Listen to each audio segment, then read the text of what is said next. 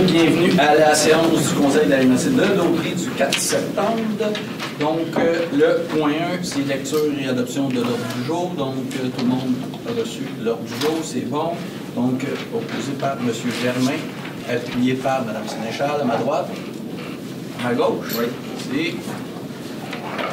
C'est 02, audience, pas 03.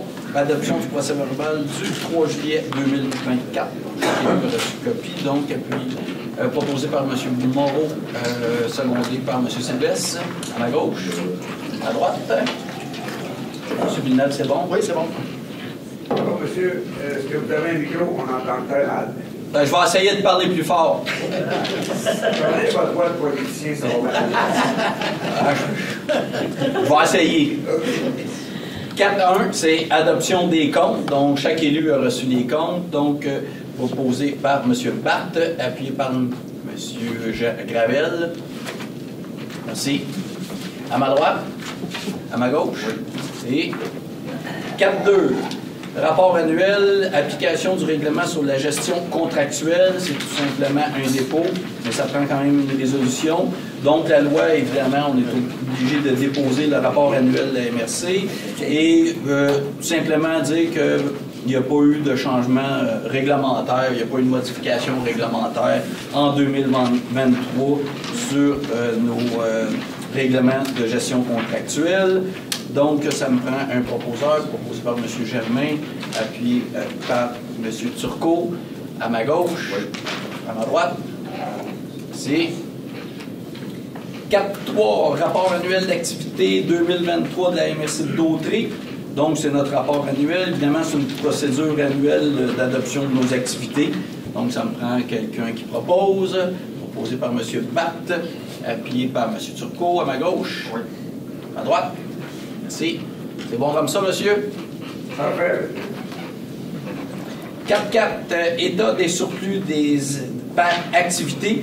Évidemment, c'est un dépôt, donc chaque élu a reçu nos états des surplus. Évidemment, c'est l'état des surplus au 31 décembre 2023. Donc, ça me prend quelqu'un qui propose, proposé par M.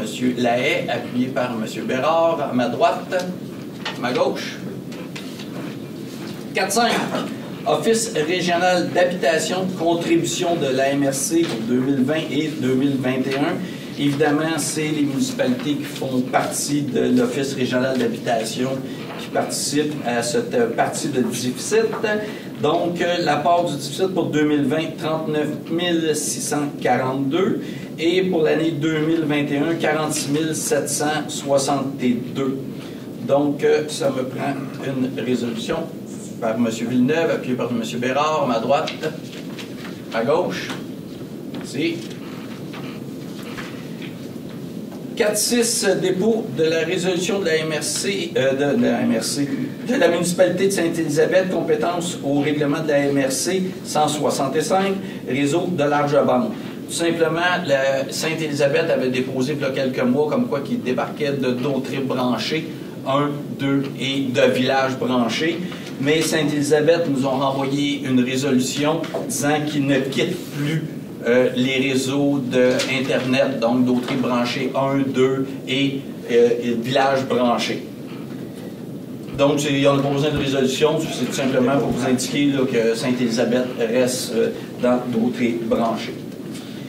Donc, les 5.2, transport en commun. Le 5.2.1, c'est annulation de la résolution contrat à Sylvain Proulx. C'est simplement qu'il y avait eu une résolution, mais le contrat n'était pas encore rentré en action et on annule le contrat. Donc, proposé par M. Gravel, appuyé par M. Moreau, à ma gauche, à ma droite. Merci. Point 6, c'est le développement économique. 6.1, entente avec CITEC. CITEC, comment tu parles? C'est comme ça. CITEC. Ben, les gens l'appellent CITEC. Pour la transformation numérique, signature de l'avenant mettant fin à l'entente. Ça, c'est tout simplement une entente qu'on avait avec eux. Évidemment, c'était financé par le gouvernement, une partie par la MRC. Donc, la MRC avait alloué une somme à peu près de 20 000, mais comme le gouvernement met fin à l'aide financière, puis les sommes n'ont pas toutes été dépensées par la MRC, on avait eu 20 000. mais les sommes n'ont pas toutes été dépensées. Mais vu que le gouvernement met fin au programme, évidemment, on annule l'entente avec l'entreprise. Donc, ça me prend un proposeur, proposé par Mme Sénéchal, appuyé par M. Lahaye, à ma droite. À ma gauche, c'est 6.2, Fonds, région et ruralité, le volet 2, adoption du rapport annuel. Le volet 2, pour les gens, l'autre qu'on appelle le FRR, c'est des sommes qui viennent du gouvernement qui sont allouées selon un certain partage et un certain calcul entre les municipalités ou des organismes de notre territoire peuvent déposer des demandes d'aide financière. Évidemment, c'est un rapport qu'on est obligé de déposer. C'est notre rapport pour l'année 2022. 2022, parce que souvent, il y a des sommes qui ne sont pas dépensées. C'est normal qu'on soit rendu à l'année 2022 pour le dépôt de ce rapport. Donc, proposé par M. Gravel, appuyé par M. Bérard, à ma gauche. À ma droite, c'est 6.3. Contrat Fonds des travailleurs et travailleuses du Québec, ce qu'on appelle la FTQ. C'est le Fonds local de solidarité, signature de la lettre d'offre et de convention de crédit variable. C'est tout simplement une entente avec la FTQ, ce qui nous permet de venir en aide à certaines entreprises via des prêts. Et évidemment, ben là, la MRC n'a pas besoin d'emprunter non plus. Les sommes sont déjà disponibles et c'est des prêts qu'on fait à des entreprises, mais avec la FTQ. Donc, ça me prend quelqu'un qui propose, proposé par M. Bellumeur, appuyé par Mme Desjardins. À ma gauche, à ma droite. 6.4, Fonds, région et ruralité. Celui-là, c'est le volet 4, c'est adoption de la reddition de comptes 2023-2024. Évidemment, c'est selon l'entente avec le ministère. Le volet 4, c'est le volet du Nord, ça? Oui. C'est le volet du Nord. C'est la partie 4, c'est des sommes qui sont réservées aux municipalités du Nord. Je pense qu'il y a 4 municipalités dans ça. C'est les municipalités avec le temps qui étaient les plus dévitalisées. Ils ont des sommes qui sont spécifiques à eux pour des projets. Puis évidemment, ben, c'est le rapport, la reddition de comptes qu'on envoie au gouvernement. Proposé par M. Gravel, appuyé par Mme Desjardins. Je ne suis pas dedans. C'est pas grave. À ma gauche, à ma droite, c'est... Les points 7, c'est aménagement du territoire. 7.1, comité d'aménagement et de conformité. Monsieur Tremblay. Bien, ça, c'est le dépôt dans un... Ah, c'est le dépôt, c'est vrai. Donc, ça prend une résolution quand même. Oui, oui, pour le dépôt. Oui. Donc, c'est le dépôt du rapport, donc proposé par Mme Desjardins, appuyé par M. Turcot. À ma gauche. Oui. À ma droite, c'est 7.2, demande d'autorisation à la CPTAQ. Il n'y en a pas ça aussi. On a compris, hein? Moi, je viens de m'avoir. 7.3, certificat de conformité. Bon, là, il y en a quelques-uns. Donc, on va débuter avec la municipalité de Saint-Hubert, qui a été particulièrement active avec 7 règlements. Règlement numéro 351 de la municipalité de Saint-Hubert, qui remplace le règlement 80 relatif à l'adoption du plan d'urbanisme. Là, je vais faire la liste, ensuite, je vous donnerai des recommandations du comité. Règlement 352 qui remplace le règlement 82 intitulé Règlement relatif au zonage de la municipalité de Saint-Hubert. Règlement 553 qui remplace le règlement 83 intitulé Règlement relatif au lotissement de la municipalité de Saint-Hubert. Le règlement 354 qui a pour effet de remplacer le règlement 85 relatif aux conditions d'émission des permis de construction. Le règlement 355 qui remplace le règlement 81 relatif à la régie régionale, à la régie interne des règlements d'urbanisme. Le règlement 356 qui remplace le règlement 84 relatif à la construction, à l'émission des permis de construction. Règlement 357, règlement sur les plans d'implantation et d'intégration architecturale. Donc, c'est le titre du règlement. Le règlement 204, et là, j'arrête là. Donc, le comité recommande l'émission du certificat de conformité afin que les règlements entrent en vigueur. Combien il y en a? 7. 7. Ben, en fait, c'est une refonte de la réglementation qui a été faite pour le respecter. pour les gens, ce qui est intéressant, c'est dès qu'une municipalité change la réglementation, il faut absolument qu'il l'envoie à la MRC pour que la MRC se prononce en disant c'est conforme au schéma d'aménagement de la MRC avant que le règlement rentre en fonction. À moins que ce soit un règlement administratif. À moins que ce soit un règlement administratif. Mais c'était pas un avis. Une requête, C'est un avis. C'est un avis de... Ben, nous autres, on dit un certificat de conformité. C'est un certificat de conformité. Ça reconnaît la conformité du règlement Sur le schéma d'aménagement. au schéma d'aménagement. C'est parce qu'après-midi, C'est ça. C'est pas conforme. Pardon? C'est un avis. c'est un avis qu'après-midi, que nous a expliqué M. Jean. C'est un avis parce que la Ville doit faire une correction par la suite avoir un certificat. C'est-à-dire que le certificat de conformité est émis, parce que quand il y a une résolution qui est adoptée par le Conseil, il y a un certificat de conformité qui est donné. Dans le cas présent, il y a un engagement de la municipalité de faire une légère correction à une carte.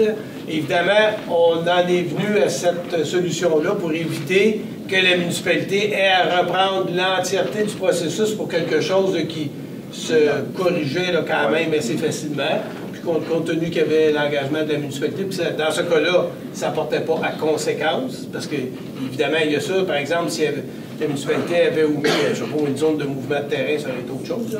Là, ça ne portait pas à conséquence, donc la recommandation du comité était de quand même émettre le certificat. Puis éventuellement, la municipalité fera la correction, elle nous l'enverra, puis on confirmera que la correction était adéquate. Une question de sauver des délais, ça. C'est ça. Efficacité. Donc, proposé par M. Bellemare, appuyé par... M. Turcot, M. Ah, monsieur Buffal. Je m'en allais vous appeler M. Saint-Ignace. Oui, c'est. Faites-vous pas avec ça. À ma droite. À ma gauche.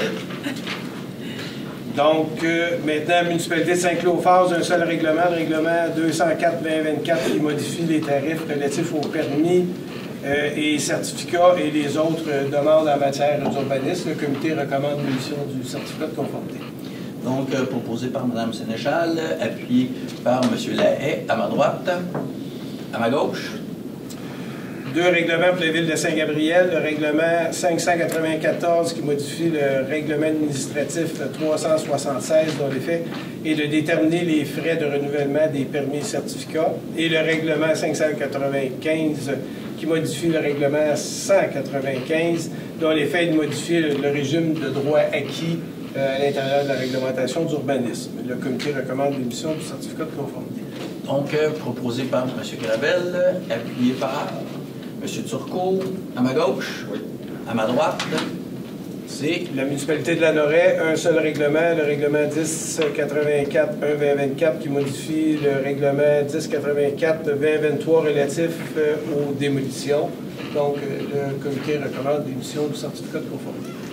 donc proposé par M. Lahaye, appuyé par M. Goyette, à ma gauche. Oui. À ma droite.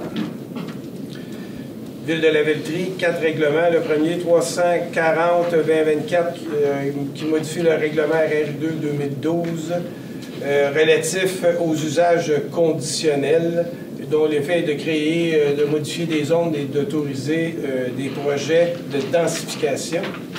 Le règlement RRU 1-12-2024 qui modifie le règlement RRU 1-2012, dont l'effet est de modifier dans les secteurs particuliers là, du centre-ville les cartes pour les titres de milieu. Donc, c'est une réglementation sur les PPU qui est modifiée. Enfin, le règlement, troisième règlement RR 265-2024 qui modifie le règlement de zonage RR 2-2012, dont l'effet est de créer des zones à usage récréatif. Et finalement, le règlement RR 266-2024 qui modifie le règlement de zonage RR 2-2012, dont l'effet est d'agrandir une zone là, U187 à même une zone résidentielle dans le périmètre de l'urbanisation. Le comité recommande l'émission des certificats de conformité. Parfait. Donc, proposé par M. Moreau, appuyé par M. Sylvestre, à ma gauche. À ma droite. Et un dernier règlement, municipalité de Mandeville, le règlement 192-2024-2 qui modifie le règlement de zonage 192 dont l'effet est d'assurer la conservation de l'état naturel des rives et de contrôler les activités de gestion des végétaux. Le comité recommande l'émission de certificat de conformité. Donc, proposé par M. Turcot, appuyé par M. Bellemeur, à ma gauche. Oui. À ma droite. C'est complet pour ça? C'est complet. Parfait. 7.4, entente régionale relative à l'acquisition des orthophotographies. Autorisation de paiement. Donc, évidemment, la MRC doit payer une facture au montant de 196 187,29 $. Mais le vrai montant, ça, c'est l'orthophoto, c'est vraiment des photos qui sont prises vraiment sur l'ensemble du territoire, mais on est plusieurs MRC ensemble. Donc, la vraie facture de la MRC de Dautry, c'est 17 717,29 $. Et le reste, ben, c'est payé par les autres partenaires qui sont les autres MRC. Donc, proposé par M. Barthes, appuyé par M. Germain, à ma droite, à ma gauche.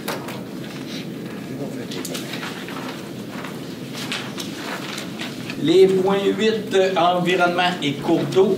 Donc, là, il y a plusieurs dossiers, là, mais c'est toute la même chose.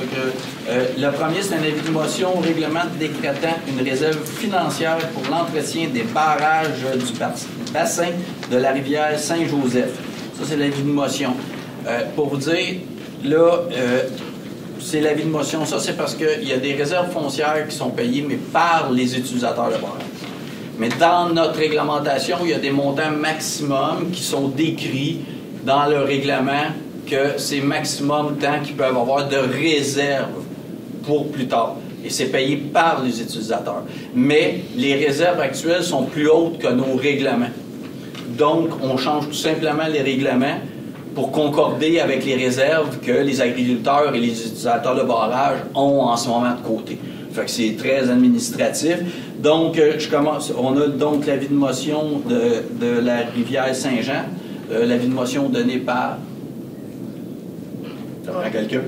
Monsieur Villeneuve, à ma droite. Non, je m'excuse, c'est l'avis de motion. Hein? Donc, après ça, c'est le règlement. Montant de la réserve, toujours pour la rivière Saint-Joseph. Avant, c'était 150 000. Là, ça va être de 200 000. Donc, ça me prend quelqu'un qui propose. Proposé par M. Turcot, appuyé par... ben oui, c'est vrai. Non. M. Villeneuve propose, puis appuyé par M. Goyette. C'est bon? Parfait. Autre avis de motion, celui-là, c'est pour le bassin du ruisseau du Point-Joe.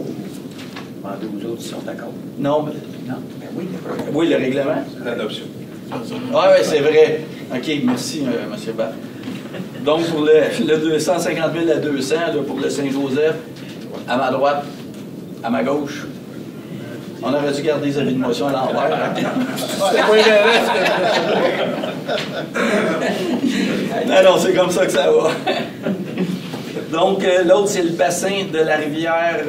Là, on est le ruisseau du Point-Joe. Donc, c'est l'avis de motion, c'est la même chose. Donc, après ça, c'est l'adoption du règlement. Pour ce qui s'agit du ruisseau du Point-Joe, avant, c'était 200 000. On monte la réserve possible à 300 000. Donc, le premier, l'avis de motion donné par Mme Sénéchal, appuyé par M. Barthes. Non, ça va venir, mais je finis, je vais être correct. Donc, l'avis de motion donné par Mme Sénéchal. Donc, après ça, c'est l'adoption de ce règlement, donc proposé par Mme Sénéchal, appuyé par M. Pufal, à ma droite, à ma gauche. Oui, ça marche. Ça marche pas. On va l'avoir, celle-là. On va l'avoir. On va être là bon. Donc, même chose, un avis de motion, ça, c'est pour le bassin des rivières Saint-Jean et Saint-Antoine. Donc, pour l'avis de motion, qui donne l'avis de motion? M. Moreau, donnez l'avis de motion. Parfait. Donc, l'adoption du règlement pour le bassin des rivières Saint-Jean et Saint-Antoine. La réserve passe de 300 000 à 400 000. Donc, proposé par M. Moreau, appuyé par M. Villeneuve, à ma droite. À ma gauche? Bon, je l'ai eu.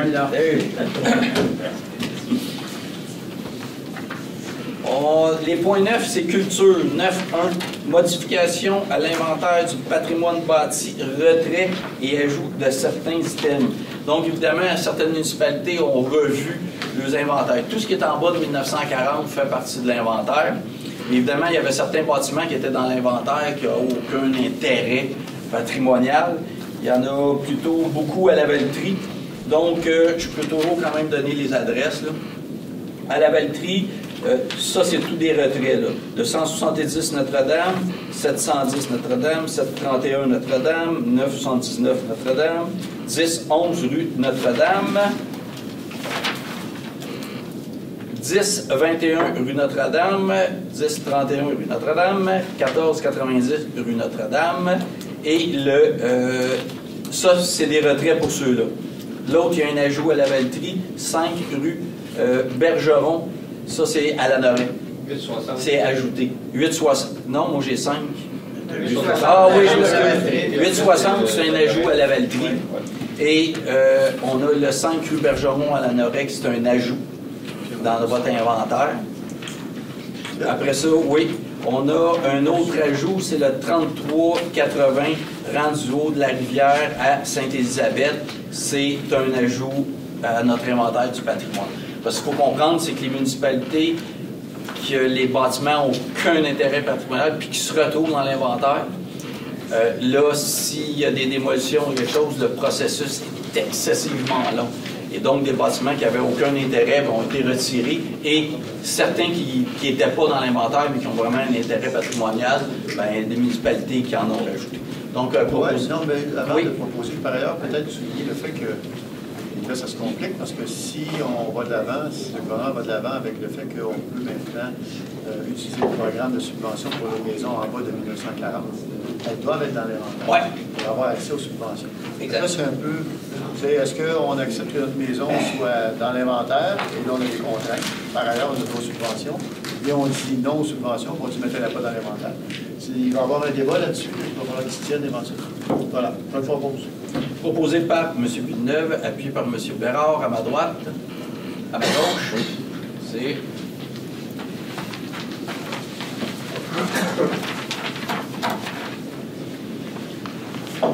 les points 10, 10.1, rapport du préfet. Hey, M. Bérard, t'as pas trop de millage, hein? Je peux vous dire une chose, plus les mois avancent, moins... Moi, je coûte cher. Plus vous êtes économe. Auto électrique. Hein? C'est bon pour la MRC. Oui. C'est bon pour le budget. Donc, proposé par M. Batt, appuyé par M. Turcot à ma gauche, à ma droite.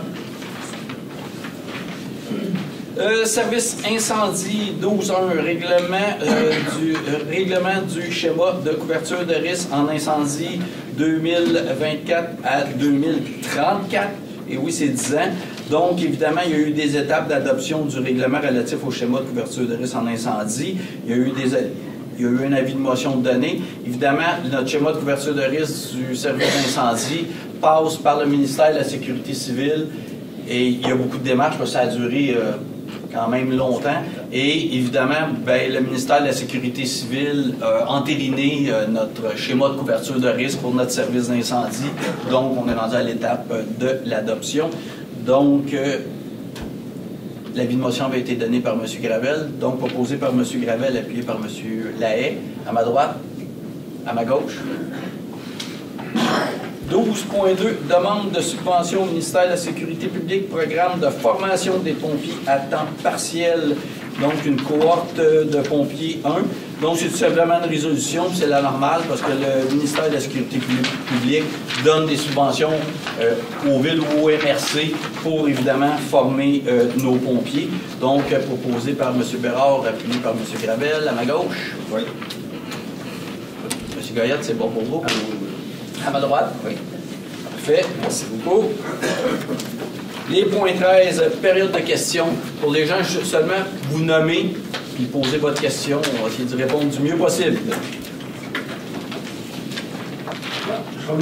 Allez-y. Mon nom est Jean-François Grosse, médecin agriculteur. Suite à nos inondations des rivières qui ont débordé, je me demandais c'est quoi le plan d'action pour nettoyer les embarques sur les rivières qui ont débordé. Et j'ai constaté la journée, dans la nuit du 9 août, la rivière Chicot débordait vers l'ouest. Environ 2 pieds d'eau, du jamais vu. Je suis allé constater, je voulais voir c'est quoi qui a fait déborder. Après, quand ça s'est résorbé, je suis allé voir, puis il y a des gravages de toutes sortes, des cabanes, des arbres, de tout. J'ose espérer qu'on n'aura pas une pluie importante d'ici le printemps, il y a beaucoup de chances que ça déborde encore.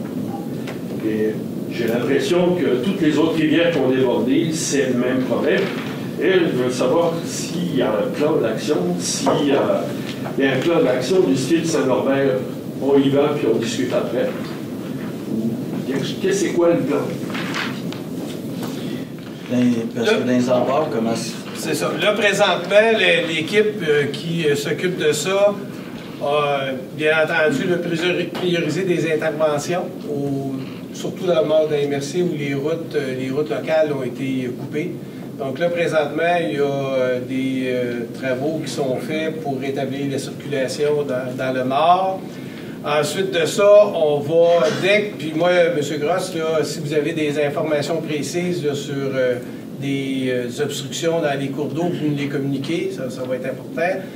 Et quand il y aura des obstructions dans les cours d'eau, évidemment, la MRC a la responsabilité d'assurer le libre écoulement des eaux dans les cours d'eau.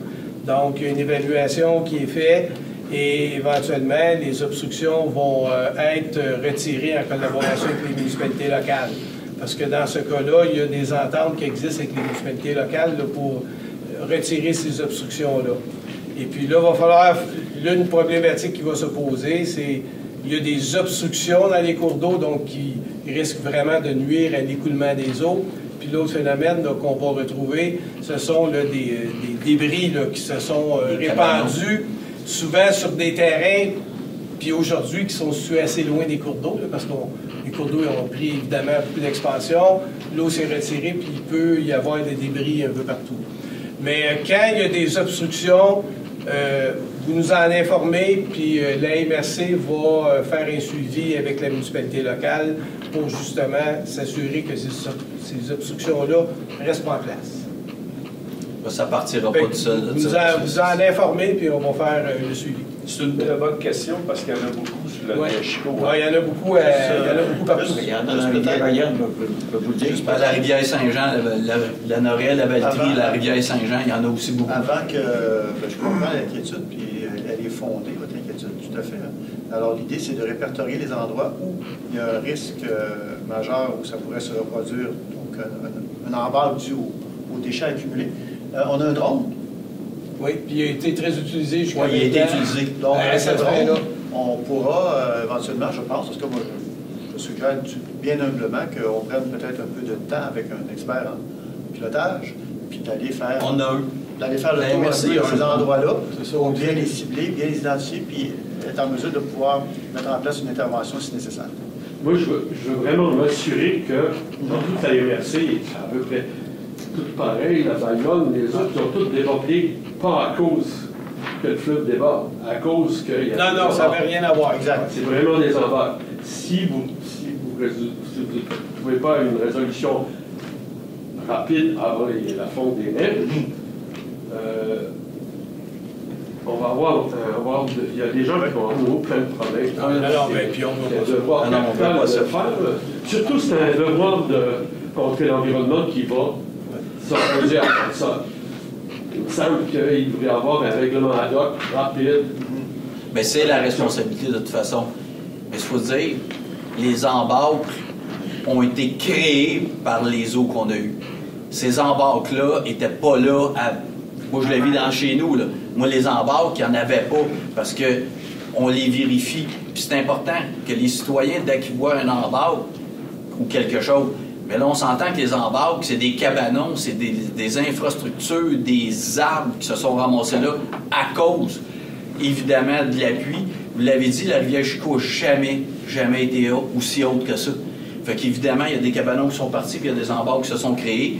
Mais on a un drone, puis c'est sûr qu'on va faire le tour.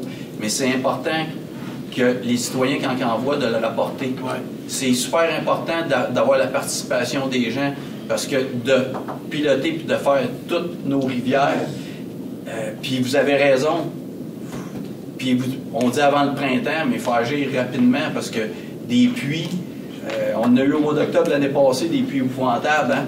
Fait que c'est d'agir le plus rapidement possible, mais je vous le dis tout le monde, chaque municipalité, on est en collaboration avec eux autres. Là, ça vient de retomber, là, mais chaque municipalité est en communication, puis le travail va être fait. Il n'y a pas de plan d'action actuel. Plan d'action, bien, plan d'action, un plan d'action déterminé, le plan d'action, on est en communication avec le maire nous dit qu'il y a un embarque avec la MRC s'occupe de l'embarque. Évidemment, on les répertorie. On a une, nous autres, dans Rivière-Saint-Jean, qui n'était pas aussi problématique. On dit, OK, on va s'en occuper. Ça dépend des municipalités. Mais c'est aux municipalités à rentrer en communication avec la MRC. Et là, on envoie le drone, on vérifie, on prend action. Je peux juste ajouter, ce que M. dit, c'est une responsabilité municipale de s'en occuper au départ, de constater. Et les équipes de la MRC vont être sollicitées. Mais on n'a pas une équipe ici de 5, 6, 7 personnes qui survolent le territoire, qui a un plan d'action qui fait juste ça actuellement. Je pense que c'est ça que M. veut dire. Donc, c'est avant tout une responsabilité locale.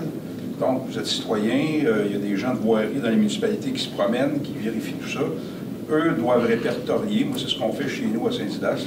Puis quand on n'est pas capable de s'en occuper, bien, on a fait venir un ingénieur, puis bon, c'est comme ça que ça fonctionne. Exact. Exact. Permettez-moi de rajouter, je suis inquiet un peu. Du jamais vu qu'on a vécu 221 mm à Saint-Cuthbert. Moi, j'ai l'impression que faut y aller. Il ne faut pas répertorier, il faut y aller avant que ça arrive, avant le printemps. C'est capital. Comprends. Autre question? François Bertrand, citoyen de Saint-Barthélemy. Excusez, je vous remercie de m'écouter. Moi, c'est considérant ça considère les zones inondables. Naturellement, je demeure au rang du fleuve. Vous comprendrez qu'il y a de l'inquiétude dans mon rang. Une inquiétude assez, je pense, il faut y penser. J'aurais deux petites questions.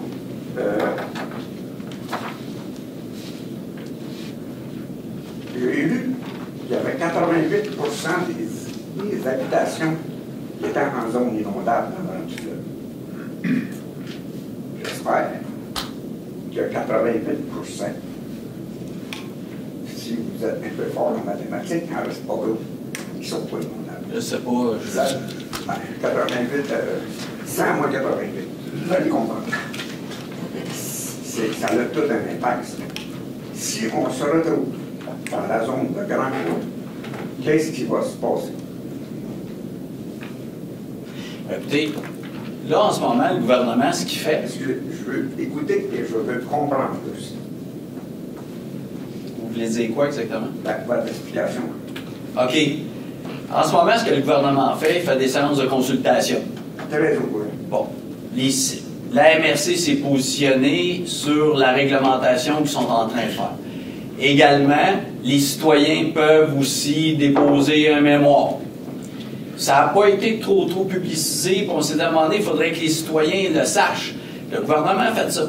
Mais la problématique qu'on a, on nous consulte sur de la réglementation, mais on n'a pas de carte de zone inondable. Ce qu'on a dit au gouvernement, comment vous pouvez nous consulter sur des zones inondables? Parce que peut-être la réglementation a tout son sens, mais les cotes, on les considère trop hautes. Là, ils vont-tu les mettre encore plus hautes? On ne le sait pas. Ce qu'on a dit au gouvernement, vous nous consultez à l'envers. Puis on le dit, là, ce qui a été nommé, on a l'impression que c'est une consultation qui est bidon. Comment vous pouvez nous consulter sur de la réglementation que vous voulez mettre en place sans qu'on ait la ligne des zones inondables, on ne la sait pas. Et le gouvernement ne nous les fournit pas. Et il y a plus, parce que où ça va, puis M. Goyette, vous connaissez, parce que M. Goyette, il pilote pas mal le dossier. Et de plus, n'oubliez pas qu'il va y avoir les... M. Goyette, le maire de l'île du Bas, c'est lui qui est très, très au courant avec M. Sylvestre. On se réunit pas mal dans ces dossiers-là. Mais il y a aussi la zone de liberté des cours d'eau qui va être ajoutée à ça. C'est quoi la cote? C'est quoi la ligne? On les a pas. Mais on nous consulte sur de la réglementation. Donc, je comprends. Mais je peux vous assurer que la MRC, avec M. Sylvestre, M. Goyette, on a un comité avec notre service d'aménagement et on le travaille en petit comité. On dépose un mémoire au gouvernement parce qu'on est parfaitement conscient qu'il peut avoir un impact épouvantable les citoyens. C'est une chose de se retrouver réellement dans une zone inondable. Comme gouvernement, à un moment donné, il faut mettre des choses en place. On le comprend. Par contre, quand on parle, je pense, de l'île du Pas, quand vous avez une pente de 2-3 cm sur 2 km, ben, je vais vous dire une chose, si vous montez de la ligne, ces 2 km que vous venez de toucher, on les a pas, ces cotes-là. Et le gouvernement, je vous le dis, eux autres non plus, ils les ont pas. C'est pas fait. Oui, mais le rapport du puits, c'est pas nécessairement les cotes que le gouvernement sert sur le rapport du puits. Non, c'est ça. Le rapport du puits, là, on ne sait même pas si le gouvernement, qu'est-ce qu'il en dit. Probablement que le gouvernement, si le rapport vient pas de lui, il n'accepte pas. Puis je vais vous dire une chose, avec ce qui vient de se passer, avec les puits qu'on vient d'avoir, parce qu'oubliez pas qu'en plus, le gouvernement va prendre, c'est pas juste les zones inondables, parce que le fleuve ou une rivière monte, mais ce qui vient d'arriver va être pris en compte par le gouvernement. Mais ce qui vient d'arriver, là, 200, c'est un ouragan là, qui a passé chez nous. C'est un ouragan depuis. S'ils prennent compte, imaginez-vous s'ils prennent ces lignes-là et ils prennent compte de ça. Monsieur, vous savez, j'aimerais bien ça quand parce que sur le rang du fleuve, le 9 août, il n'y a pas personne qui était inondé. Oui, c'est ça. 2 jours avant, j'avais pris mon transit, j'avais 11 pieds et 2 pouces de l'asphalte au fleuve. Fait qu'il pouvait mouiller en 6 briques. Puis il a mouillé en 6 briques. Chez nous, il n'a pas eu une goutte. Mais 5 jours Par plus tard. contre, dans York, pardon. 5 jours plus tard, il a monté d'un mètre, le fleuve. Oui, c'est pas. Il est encore loin de chez vous. Malade, les mètres. Il est encore loin de chez vous, c'est ça. Oui, mais il faut comprendre. Ça me donne la chance de mettre le canoë. Le fleuve, c'est par sa grandeur et par son débit, c'est quand même un fleuve, on le voit venir, on le voit monter. La vraie problématique d'une pluie aussi intense, on l'a vu, Saint-Cuthbert, avec c'est pas compliqué, c'est les rivières, les cours d'eau qui sont hyper dangereux. Le fleuve, là, il n'y a pas fait. Les rivières, les cours d'eau étaient surchargés.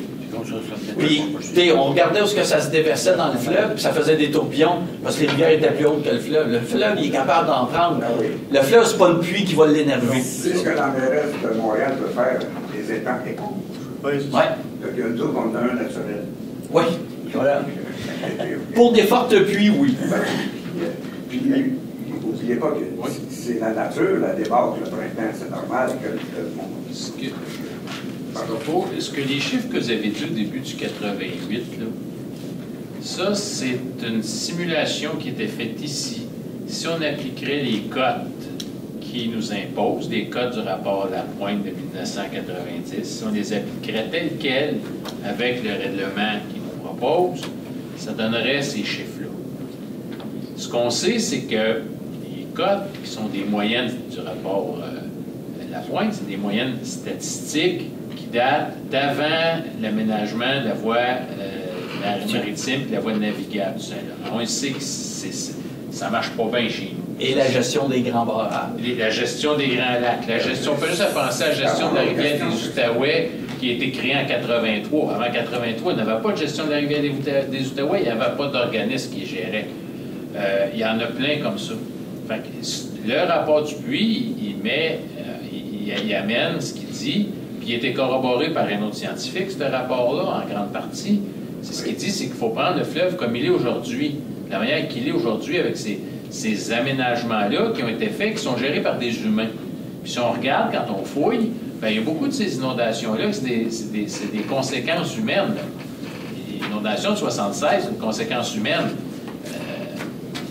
En 2017 et en 2019, on ne le sait pas encore, mais ils ont changé la recette, la gestion à la Commission mixte internationale concernant la gestion des Grands Lacs. Puis ce qu'on remarque, c'est qu'il y a une tendance qu'on remarque qui est forte. À chaque fois qu'ils modifient la recette du gâteau, bien, on est aspergé, ça déborde dans les années qui suivent. Bon, c'est une tendance, il n'y a pas encore de scientifique qui est arrivé qui a démontré que c'était ça, mais on s'aperçoit qu'il faut s'assurer qu'à l'autre bout, on soit entendu. Puis, le règlement qu'il propose sur les zones inondables, en passant, s'il a été adopté, il est en vigueur aujourd'hui, tous ceux qui ont été inondés, arrêtez d'une zone inondable. Donc, plus de remblais avec les conditions qui sont là. Surtout parce que l'orientation gouvernementale veut conserver quand même les inondations élevées, très élevées, puis moyennement élevées, là, ces critères-là. Fait qu'avec les quantités d'eau qu'il y a eu, bien, ces personnes-là auraient été mis dans des zones élevées ou très élevées. Ça fait sortir aussi que dans le règlement, le gouvernement tient absolument à ce qu'il y ait un règlement uniforme au travers de Québec. Par contre, oui, mais là, par contre, il y en a qui ont des intolérances là-dedans, il faut en tenir compte, c'est que il va falloir que ça soit séparé, les inondations fluviales ou côtières, avec les inondations riveraines et les inondations urbaines. C'est 3 schémas, c'est 3 conséquences, c'est 3 affaires différentes. On s'est aperçu que les sections de rivières qui étaient très méandrées, le 9 et le 10 août, c'est eux autres qui ont été le plus affectés. C'est dans les méandres que ça déborde bien plus que dans la partie linéaire. Bon, ça c'est à vérifier, ça vient de tout changer la donne. On sait qu'en 2017, il y a eu beaucoup de réclamations. Ça a donné à peu près une moyenne de 48 000 $ d'indemnités versées par réclamation, puis c'est 50 000 en moyenne pour celle de 2019. Mais regardez bien ceux qui vont avoir pour celle-là. Si on parle juste du GA à Berthier, bon, peut-être que le gouvernement n'indemnisera pas, mais ça va être une compagnie d'assurance, ça va être dans des millions, au-dessus de 10 millions. Peut-être que le nombre de réclamations va être moindre, mais les montants vont être plus élevés. Puis là, on arrive avec un problème bien différent. Ne comparez pas un citoyen à Sobeys. Sobeys, ils n'ont pas d'assurance. Bon, oui, ça. Quand ça tend l'hydro, on n'avait pas d'assurance. On est capable des baquets. Oui, non, mais je veux juste dire que les montants sont bien différents de Sobeys. Mais vous dire qu'on le travaille et on la comprend, la problématique. On le travaille en tabarnouche. On essaye d'être entendu. On a eu des rencontres avec la ministre Proulx. On a eu puis toutes les consultations. On est allé, on leur explique tout l'impact que ça peut avoir sur des citoyens. C'est une chose si on se trouve vraiment en zone inondable. Mais là, s'ils montent les cotes, la moitié de votre maison se trouve en zone inondable, l'autre moitié n'est pas en zone inondable, à un moment donné... Je vais vous donner mon exemple. Je travaille pour les citoyens. Moi, j'ai un salaire hydro, ça a coûté 180 000. Ma maison est à 8,05. Ils vont te dire, tout n'est pas dans la zone inondable et ton driveway. À un moment donné, je change mon perron s'il est pourri. Des fois, ça fait de ridicule. Ah, c'est... Mais le ridicule ne tue pas. Parce qu'on se fait pour ça persiste. Et le ridicule peut tuer. Ah, peut-être. Si on prend la personne. Mais ça, vous faites allégation à un article précis du règlement qui, je ne sais pas pourquoi il est là, parce que en réalité, ça empêche même quelqu'un qui voudrait modifier peut-être quelqu'un qui a une maison canadienne qui retrousse. On voit que ça va pas bien, ça, ou un toit plat, l'exemple, un toit plat qui veut faire un toit en pente, bien, il ne pourra pas, parce que c'est une modification substantielle de la structure, mais ça n'a aucun lien avec la zone inondable. C'est pour rendre justement sa maison encore plus résiliente. Les problèmes du règlement, c'est qu'ils tiennent compte de la hauteur du terrain. Il faut voir qu'ils tiennent compte de l'usage. Premièrement, c'est une cabane à chiens, c'est une maison résidentielle. C'est une remise agricole? Ou donc, c'est un solage fini en dedans? Fait à partir de ça, il va falloir qu'ils en tiennent compte. Il vous, là, qui êtes immunisé, là, ça a un risque, ça va une résistance bien plus haute que l'autre personne à côté qui n'est pas immunisée, puis qui a des ouvertures en bas des seuils dans son solage, en bas. Avec un sous-sol fini. Oui, avec un sous-sol fini. Ça, c'est une autre affaire. C'est quelqu'un qui a juste une cave de service, comment que l'eau monte? L'eau s'en va. Ça, c'est un point que vous amenez. Il va falloir qu'il tienne compte de la résilience du bâtiment et de l'usage. Pas juste mettre tout le monde sur un pied d'égalité. Si c'est une remise agricole, là, ben, il y a de l'eau qui rentre, puis l'eau s'en va. Il ne se passe rien. Merci. Vous êtes au courant qu'on avait une pétition au Saint-Barthélemy? Oui. Ayant fait des mémoires, je pense qu'il faudrait qu'elle soit en annexe. Ouais, c'est un document annexe. Ça a été discuté, effectivement. OK. Monsieur Sylvestre fait partie du comité. Voilà, on est un bon maire, on est content. C'est ce qu'on dit, nous, avec ici. Vous avez un bon maire. C'est ça. Ben, je suis content que M. Goyette, parce que j'aurais une autre question, avec vous analyser l'impact. Parce qu'à un moment donné, moi, dans mon il y a des gens qui ne peuvent pas être refinancés. Ouais. Certaines choses, il faut faire attention. Ouais. C'est du cas par cas, moi. C'est ça. Mais si jamais ça arrive, attendez-vous que nos maisons vont être dévaluées. Et puis les taxes vont être moins. On va me demander une réduction de taxes. Mais, et à la limite, si on ne paye pas de taxes, ben vous la prendrez, notre maison. Mais au-delà des taxes. Qui vaudra pas. Mais au-delà des taxes, vous savez, ce qu'on le nomme au gouvernement, on est parfaitement conscient de tout ça.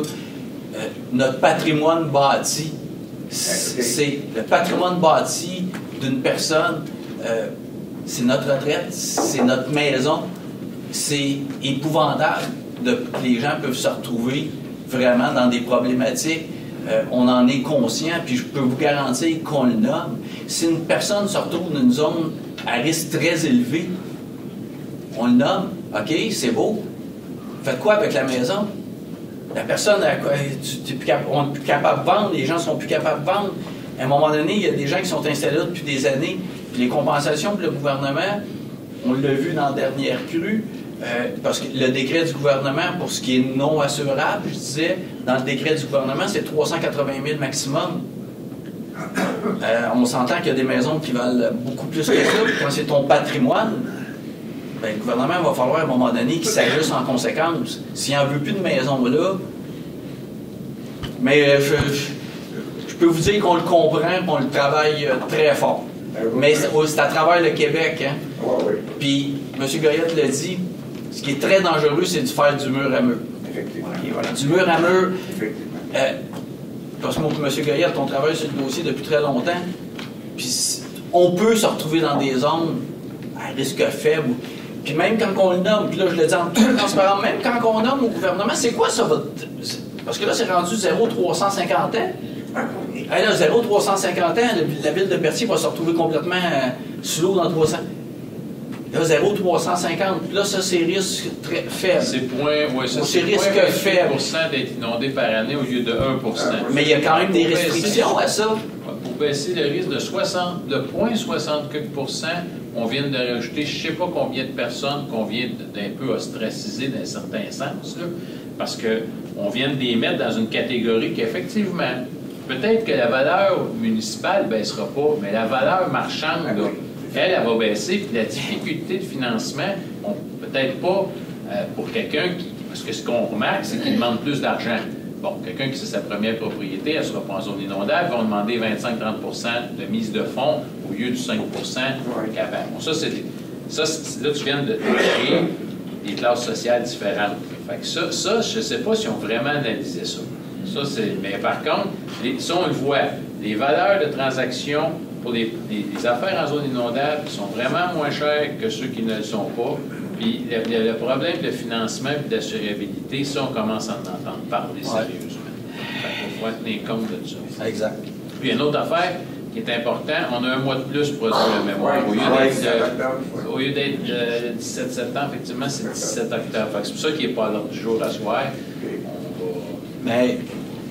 je vous remercie que vous nous semblez sensibiliser. l'apprécie.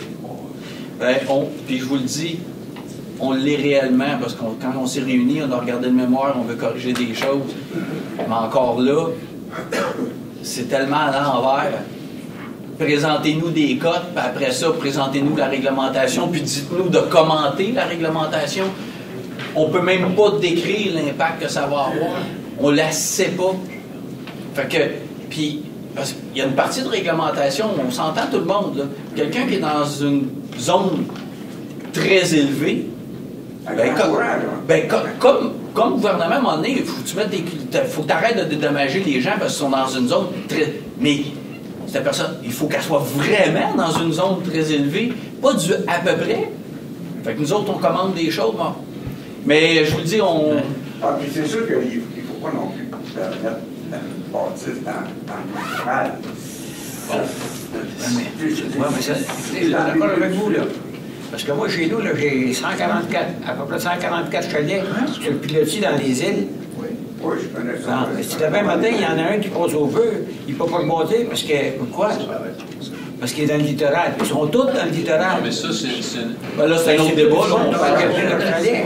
Non, par contre, ça, c'est parce que le gouvernement, il y a le littoral biologique, que tout le monde ici est capable de démarquer quand on va sur le bord de l'eau entre la prédominance. Oui, c'est ça.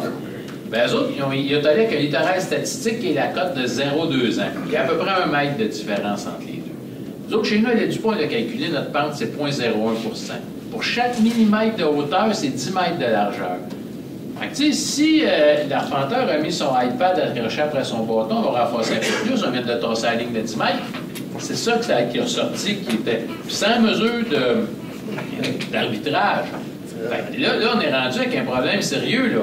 C'est-à-dire que quand tu tasses de 1 mètre, il faut faire qu'il se penche à la question entre le littoral, là, pour moi, c'est le littoral biologique. Puis chez nous, il n'y en a pas de maison dans le littoral biologique. Ceux qui avaient, ils ne sont plus là. Maintenant, c'est un littoral statistique. Le littoral statistique, tu peux y faire dire ce que tu veux. Moi, je peux le mettre dans la deuxième file d'un poteau de téléphone, dans le littoral, si je veux, mais je veux dire, à un moment donné, il faut pour que le monde y adhère, qu'il soit capable de faire un lien avec quelque chose de tangible. Le littoral biologique, ça, à peu près tout le monde, avec une marge d'erreur assez faible, est capable de dire, hey, là, t'es un quenouille, là, c'est franchement ton affaire. Mais merci de votre intervention. Je vous remercie de vous faire confiance. Merci de m'avoir écouté. Ça fait plaisir. Autre question. Oui. Moi, c'est Saint-Pierre, moi, je suis médecin de Loyola. J'ai, en complément à ce qu'il vient de dire, est-ce que vous savez, exemple, les risques faibles, moyens, élevés, très élevés, c'est quoi exactement les impacts qui vont arriver? Vous dites faible, vous avez dit tantôt rendement, tout ça, mais ça va jusque dans le... Ben, là, sincèrement, ce soir, je pourrais pas vous... mais là, je pourrais pas vous énumérer l'entièreté de la réglementation qu'ils essaient de mettre en place. Mais les services sont au fait, puis ça fait partie du mémoire. Okay. Les différentes, les éléments qui sont liés aux impacts de la réglementation sont bien analysés et amenés dans le mémoire, puis souvent dénoncés justement parce que l'impact n'est pas approprié compte tenu du niveau de risque réel. C'est plutôt comme ça que c'est Pour le visualiser, c'est comme des marches d'escalier. Il y a 4 marches. Tout dépendamment de la marche que vous êtes, par rapport à la hauteur d'eau qu'il va avoir sur votre propriété, ils vont déterminer si c'est un risque très élevé, moyen ou faible. Le problème encore de ça, c'est que les marches sont carrées. Fait que si la personne manque d'1 millimètre, le dessus de la marche, elle tombe de la marche d'en bas. Fait que, contrairement au règlement intérimaire, c'est que là, il y a plus de marches. Le monde va pouvoir tomber plus souvent, mais de moins haut. Transitoire, oui. Avec la proposition de règlement permanent par rapport au règlement transitoire, il y a plus de marches. Donc, on peut tomber plus souvent de moins haut. Mais ça, il n'y a pas de moyen d'arbitrage. Fait que pour des millimètres, on permet ou on ne permet pas des usages. Puis chaque marche a des usages, ils peuvent faire certains travaux ou non. OK. Mais ça, ces travaux-là, mettons, ça va être décidé. Non, c'est déjà décidé. C'est déjà connu. Ben, il faut faire attention. C'est déjà connu. Oui, exact.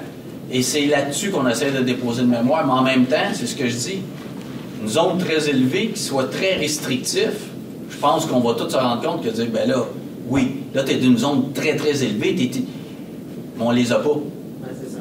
Fait que, mais soyez sûr que très élevé et élevé, ça va être très, très, très restrictif. Ça va être difficile. Moi, je pense, en tant que citoyen, moi, je suis curieux de nature. Fait que je m'informe, je regarde, je lis, mais il y a beaucoup de citoyens qui sont même pas, vont faire le step, vont faire le saut. Là. Ça, on est d'accord avec vous. Mais comment pourrait-on mettre à l'affût les citoyens du problème? On en a parlé en comité et c'est un des reproches qu'on fait au gouvernement. Okay. L'information qui a été diffusée aux citoyens pour la consultation, c'est pas très fort. Mais nous, je pense qu'on l'a mis sur notre site. Hein? On l'a tué. On avait dit qu'on...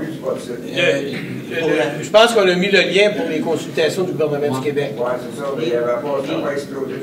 Non, c'est le lien pour les consultations du gouvernement. Le site du gouvernement n'est pas explosif. Non, le site...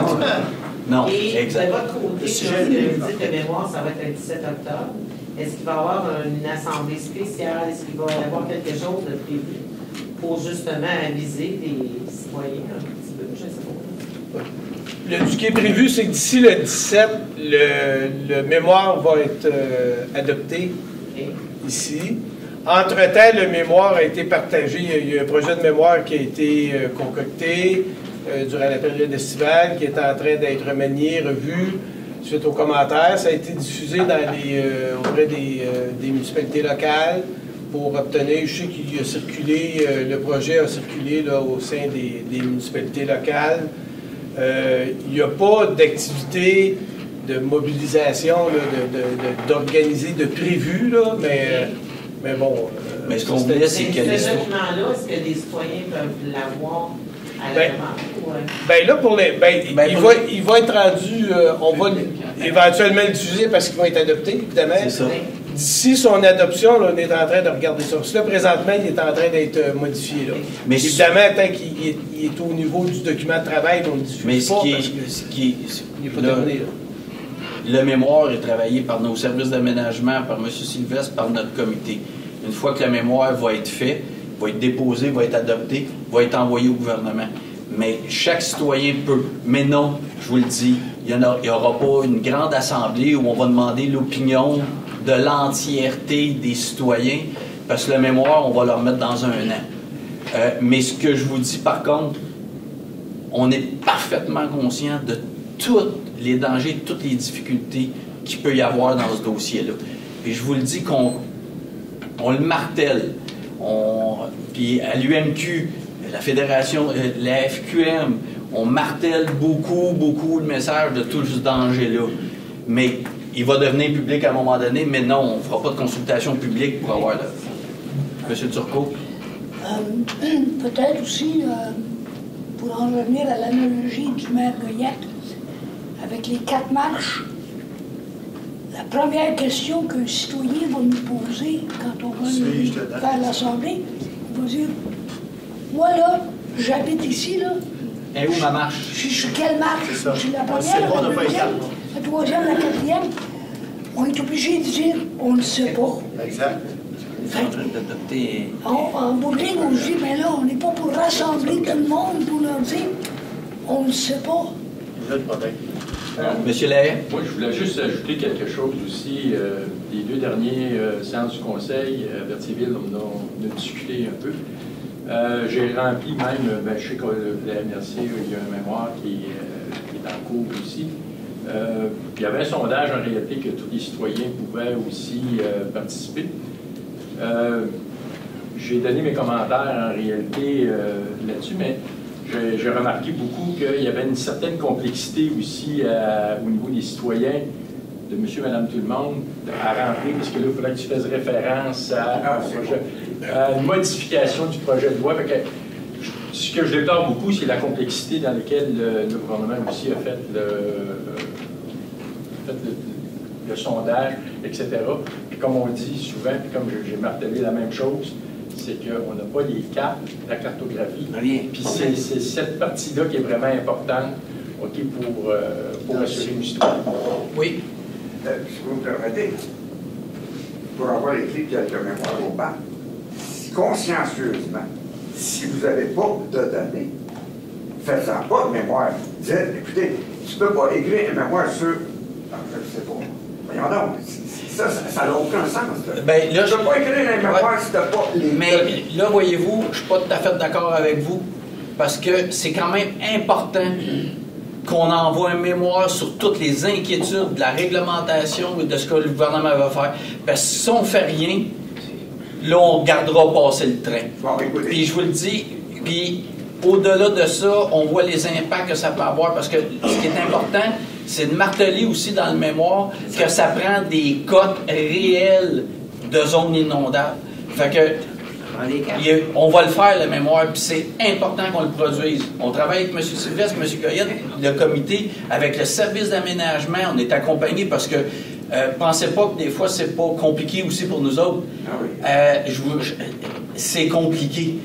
Donc, je vous le dis, même si on n'a pas les codes, on ne se fermera pas les yeux, puis il faut le déposer, puis on va le déposer. OK, je vous l'accorde. Mais n'oubliez jamais que votre mémoire, vous êtes la porte-parole des citoyens. C'est sûr. MRC. Donc, si nos voix peuvent être entendues, il faut écrire. La pétition.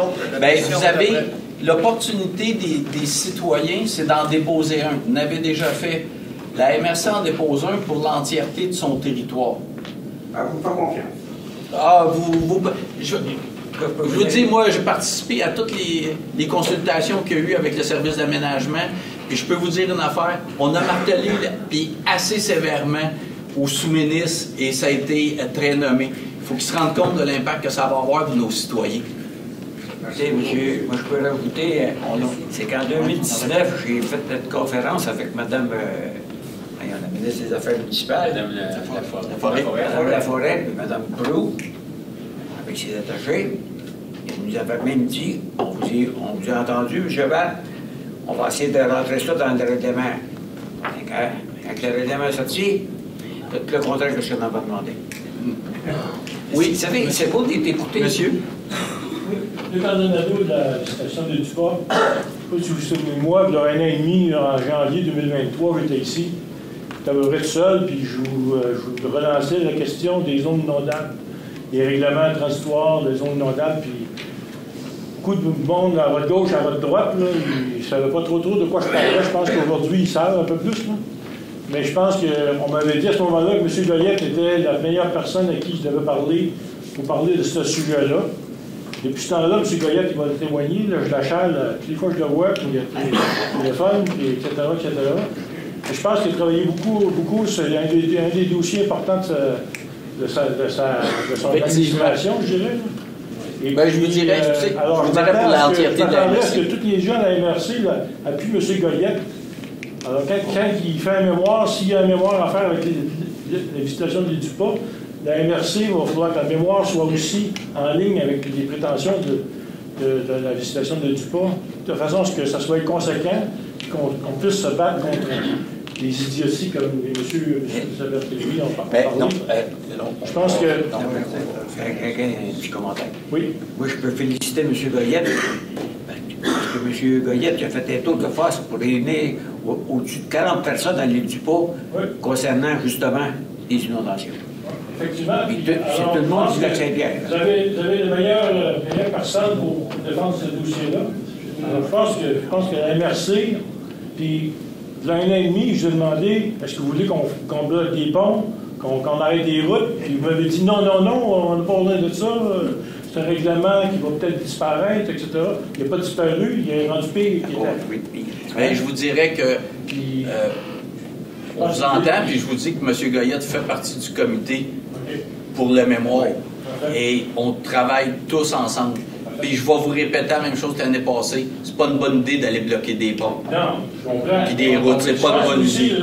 On parlait de mobilisation. Là. Il n'y a pas grand personne ici là, qui a fait des annonces dans sa municipalité pour dire qu'il y avait un règlement. Okay? Puis les gens l'apprennent à mesure qu'ils veulent s'installer un cabanon, puis ils ne peuvent pas. Ils veulent changer une fenêtre, ils ne peuvent pas. Ils veulent changer un patio, ils ne peuvent pas. C'est à la pièce comme ça. Puis je pense que les événements du 9 août, ils n'aideront pas non plus. Là. Parce que si les règlements vont dans le même sens, là, ben, vous ne serez pas capable de changer les IGA, là, puis changer des choses sur la rue principale de Hortieville. Alors, je pense qu'il faut vraiment mobiliser les gens. Puis, moi, j'essaie de générer un peu de l'intérêt parmi les journalistes, les députés, etc., etc. Lettre morte. Mais je pense qu'il va falloir faire quelque chose de plus important. Puis, je pense que c'est sûr que la législation du pont, on peut faire un mémoire, puis je pense que ça va être écouté, mais on est juste 650. Encore là, vous savez, la problématique, on le répète, on travaille tous ensemble pour faire un mémoire, puis je vous dis que ça va être solide. Mais en même temps, aller contester quoi? On n'a pas les codes. C'est ça. C'est épouvantable la façon que le gouvernement a fonctionné dans ça. Parce que, puis se plaindre sans savoir c'est quoi le code, c'est épouvantable. Puis, je vous le dis, sur les codes, sincèrement, on est inquiet. Puis on le nomme, on est très inquiet. Le 350 ans, là, c'est très inquiétant. Là, c'est le fœtus de la délinquance. Oui, c'est ça. Fait que, ben, on pourra mettre fin à la séance. Donc, ben, hey, merci beaucoup tout le monde. Excusez. Allez-y. Allez-y. Il y en a deux questions. Oui. Jean Boisvert, Saint-Norbert. C'est pour vous dire que depuis le 15 août, j'ai la fibre au vitesse. T'as dit que vous êtes chanceux, vous? Il faut payer l'abonnement tous les mois. C'est arrivé. Je m'y attendais pas. J'avais une autre question par contre. Oui. On perd de temps en temps le signal Wi-Fi. Est-ce que ça va durer ou est-ce que ça va être corrigé? Bien, je sais qu'il y a eu des modifications de fait, parce qu'il y avait une problématique à un moment donné, mais là, techniquement parlant, si ça arrive encore, communiquez, vous savez à qui appeler, oui. Communiquez avec, parce que on nous a parlé qu'il y avait eu un problème à Saint-Norbert, mais que ça avait été, la modification avait été faite, puis ça avait été réglé. Oui. Donc, techniquement parlant, ça ne devrait pas arriver. Si ça arrive, je pense que vous connaissez la personne responsable. J'avais m'en occupé, mais je pensais que vous étiez au courant que ça durait. Non, ça techniquement parlant, on nous a expliqué, mais la problématique est supposée être réglée. Ouais. Parce que la vitesse descendait beaucoup. J'ai oublié d'appeler le champagne. C'est Cécile Boulard, Saint-Lambert. C'est pour réitérer mon invitation le 29 septembre pour le Club du Clocher d'Autré. L'inauguration. Okay. Pour le Clocher. Je pense que ceux qui ont le département de la culture, ça serait peut-être important là, de mettre ça en vigueur. Puis juste pour vous dire, j'ai été donner une session d'initiation à des jeunes qui avaient entre entre 20 et 35 ans. J'ai eu à peu près une soixantaine de personnes qui ont participé dans une demi-journée, dans une journée, sur à peu près une population d'environ 300 personnes. Fait qu'il y a un intérêt, puis des fois c'est quelque chose, là, juste à dire, si vous avez des autobus que vous pouvez amener chez nous pour venir à l'exposition, je vais l'ouvrir d'exposition pour les jeunes, pour n'importe qui, faire une initiation. C'est important. Je pense que la MRC appuie beaucoup notre projet.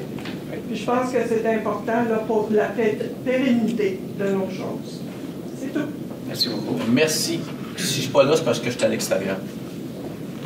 Sinon, j'arrête. À l'extérieur. À l'extérieur, oui. Oui, mais vous pouvez déléguer. Mais j'ai toujours mon porte-clés, par exemple. Merci beaucoup tout le monde. Ah, il y a M. Maillard qui... Oui, excusez. Bonsoir, mon nom c'est Gaëtan Maillard. Je suis conseiller Saint-Jean-de-Berthier, mais je n'interviens pas au nom de la municipalité, c'est à mon nom personnel. Je vous ai parlé il y a quelques mois de la problématique de la volonté de la MRC de Joliette d'agrandir le site d'enfouissement de Dépôt-Rive-Nord. Actuellement, ça vient de sortir, j'ai eu l'avis public que j'ai eu avant-hier. de vie publique qui annonce une consultation publique sur la modification du zonage au niveau, au niveau du schéma d'aménagement, ces choses-là. Donc, c'est le 24 septembre. Le 24 septembre, il va y avoir une assemblée de consultation sur ce projet-là. Mais ce projet-là, il est, à mon avis, très contestable. Puis, c'est qu'il est fait en fonction de l'importation de déchets. Puis, ce que je trouve un peu déplorable là-dedans, c'est qu'ils n'ont pas consulté l'Université d'Autry sur toute la question de... Parce que l'Université d'Autry est touchée directement par l'ampleur de ce qu'ils veulent faire. Il faut comprendre que l'agrandissement, j'ai mis plein les finales, là, le site qu'ils veulent faire agrandir, là, ça a 4,7 km par le tour. C'est immense. Ils creusent un trou, 80-100 pieds de creux, là. C'est vraiment... Ça va prendre 20 ans de creuser le trou, à peu près, là. Puis, mais tout ce sable-là, ils vont le mettre...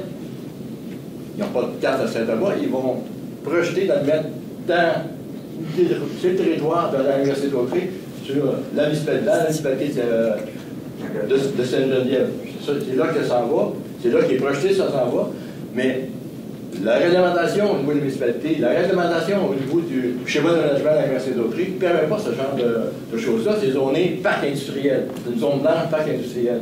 Malgré on peut en dire là là-dessus, là, mais ce site-là, c'est l'ancienne sorbière, lorsqu'on fait l'autoroute 40, depuis le temps, il y a toute la végétation qui a poussé là-dedans.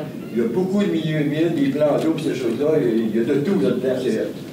Bon, ça contrevient, disons, au niveau des milieux humides, au niveau de la courbe des arbres, ces choses-là, puis au niveau de l'usage qui est projeté par la MRC.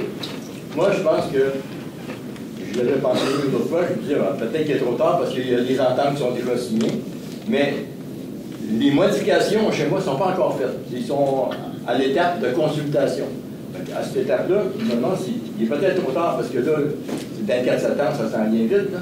Mais il serait souhaitable que la MRC d'Autry fasse valoir que le projet ne concorde pas avec toute l'orientation qu'on devrait donner à la gestion des déchets dans la région, dans le sens que dans leur projet, eux, ils rouvrent la porte à l'ensemble, c'est spécifié à l'ensemble du Québec. Donc, le site est pour le Québec.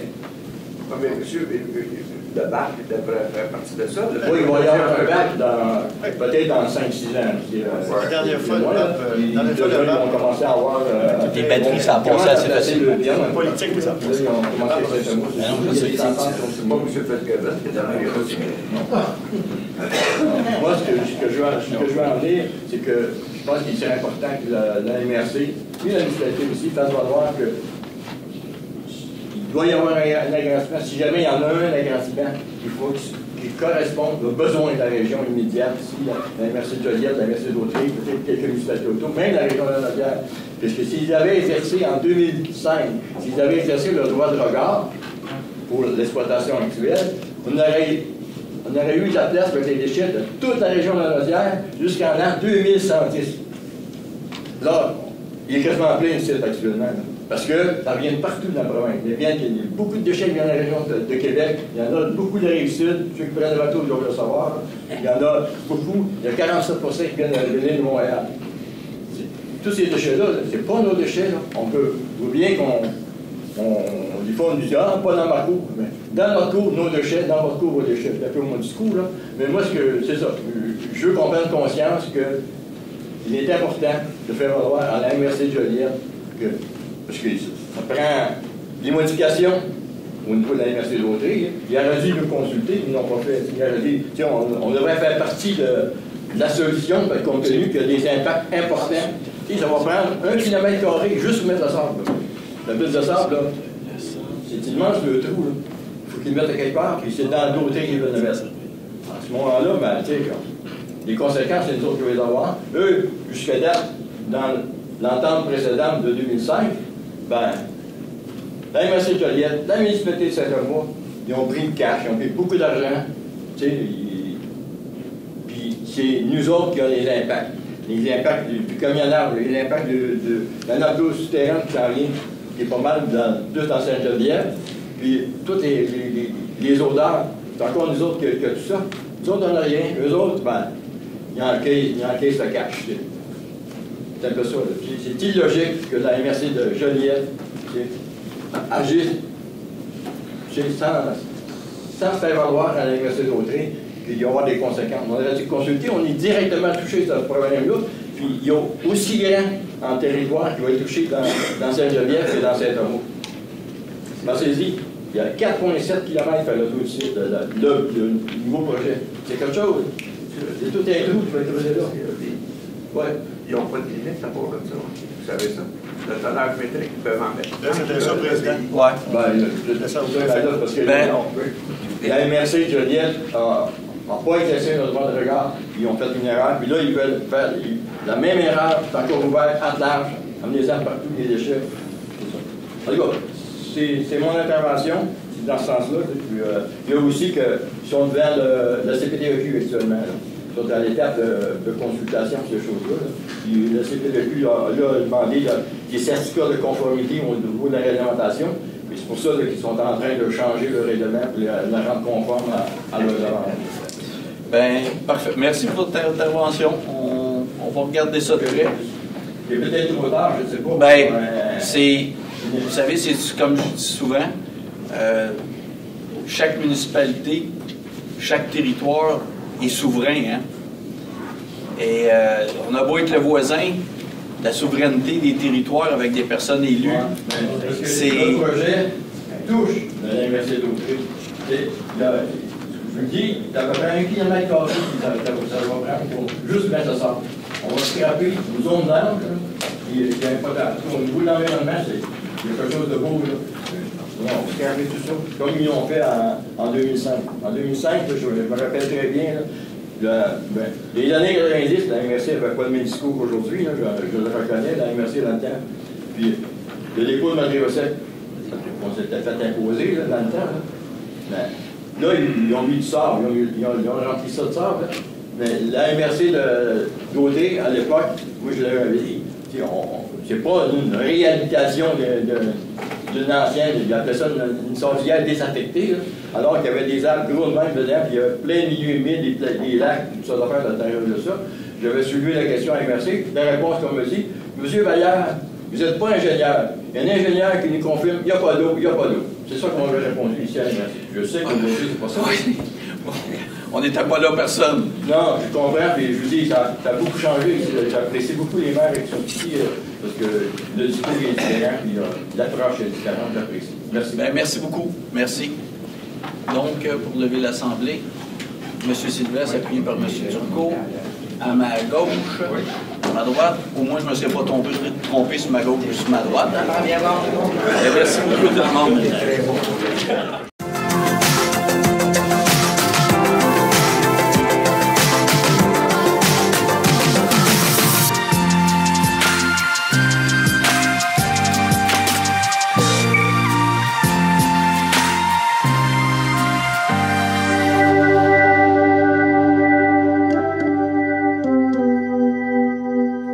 Boom.